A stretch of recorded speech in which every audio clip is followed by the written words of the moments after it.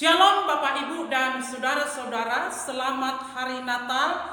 Dimanapun kita berada, dalam situasi apapun, Tuhan Allah yang memberkati. Bapak Ibu dan Saudara-saudara, kita akan mendengarkan khotbah Natal tentang kelahiran Tuhan Yesus Kristus. Saya akan membacakan satu ayat firman Tuhan. Lukas 2 ayat 21 berkata, "Hari ini telah lahir bagimu juru selamat, yaitu Yesus Kristus Tuhan di kota Daud." Bapak Ibu serta saudara-saudara, doa kita semoga Allah memberkati pembacaan firman Tuhan, perenungan firman Tuhan, dan pelaksanaan firman Tuhan. Karena yang berbahagia ialah dia yang mendengar dan melakukan firman Tuhan.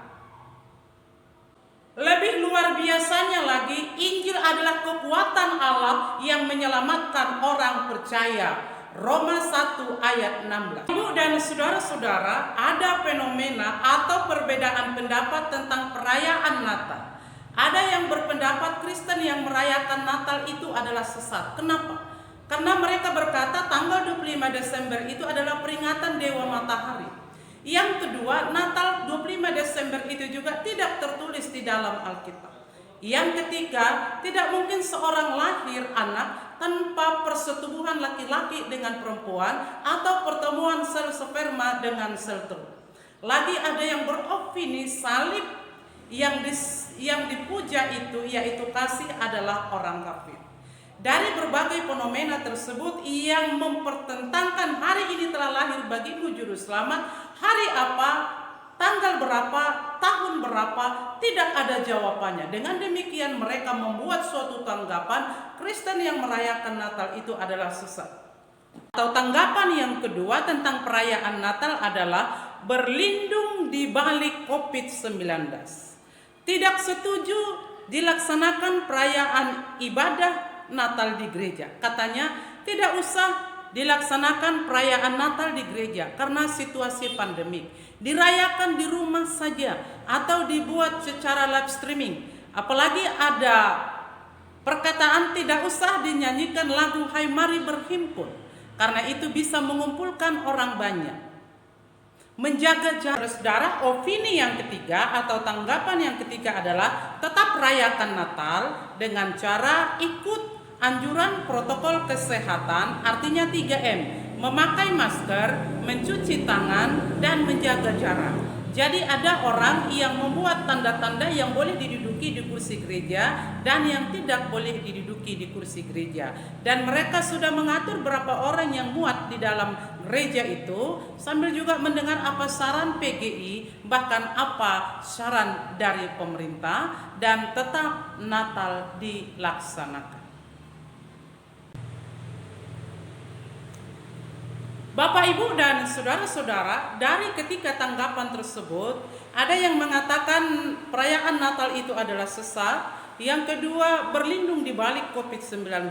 Yang ketiga, tetap rayakan Natal dengan ikut protokol kesehatan. Saya percaya kepada tanggapan yang ketiga tersebut, yaitu tetap rayakan Natal dengan mengikuti protokol kesehatan, tetapi diadakan live streaming untuk orang yang sudah tua dan untuk orang anak-anak yang rentan dengan COVID-19.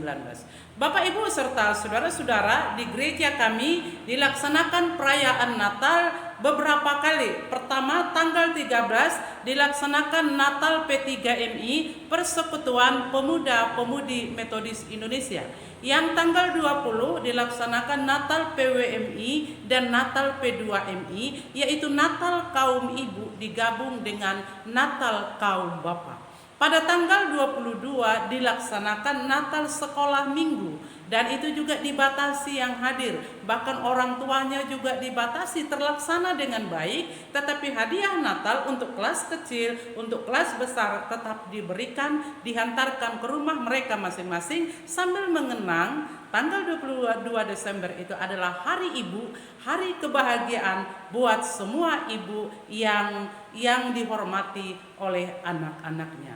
Dan tanggal 24 sampai tanggal 25 perayaan Natal tetap dilaksanakan dengan baik dengan ikut protokol kesehatan dan diawasi oleh pihak keamanan juga terlaksana dengan baik Bapak Ibu. Konsumsi itu dibawa pulang dan semua terlaksana dengan aman, pelayanan terlaksana dengan aman, konsumsi juga, jedah Natal, hadiah Natal sampai kepada jemaat dan jemaat semuanya bersukacita tanpa kekurangan suatu apapun, dan mereka yang tidak hadir tetap dilayani ibadah secara live streaming dan hadiah Natal juga tetap diberikan kepada mereka.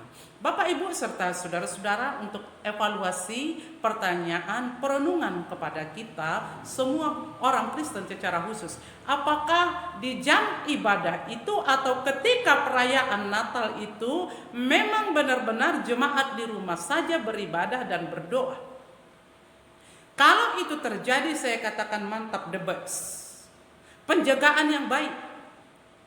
Tapi saya katakan, apabila mereka di jam ibadah itu pergi keluar, pergi belanja ke mall sampai bergesek-gesekan di lift dan bergesek-gesekan di tempat belanja sambil bersentuhan seperti itu, saya katakan itu adalah alasan yang salah. Bapak, Ibu, dan saudara-saudara, sesungguhnya hari Natal itu benar adanya dan diperingati oleh seluruh umat Kristiani di atas permukaan bumi ini. Karena para nabi sudah menubuatkannya, bahkan Yohanes Pembaptis juga sudah bersaksi bahwa sesudah dia akan datang seorang raja, yaitu Mesias, sungguh membuka tali kasutnya pun Yohanes Pembaptis tidak layak. Bahkan Yohanes Pembaptis membaptis dengan air, tetapi Yesus yang akan datang itu membaptis dengan Roh. Bapak, Ibu, serta saudara-saudara, tujuan daripada kedatangan Tuhan Yesus Kristus adalah untuk keselamatan secara universal. Yohanes 3 ayat 16 berkata, karena begitu besar kasih Allah akan dunia ini sehingga ia mengaruniakan anaknya yang tunggal supaya setiap orang yang percaya kepadanya tidak binasa melainkan beroleh hidup yang kekal sampai selama-lamanya.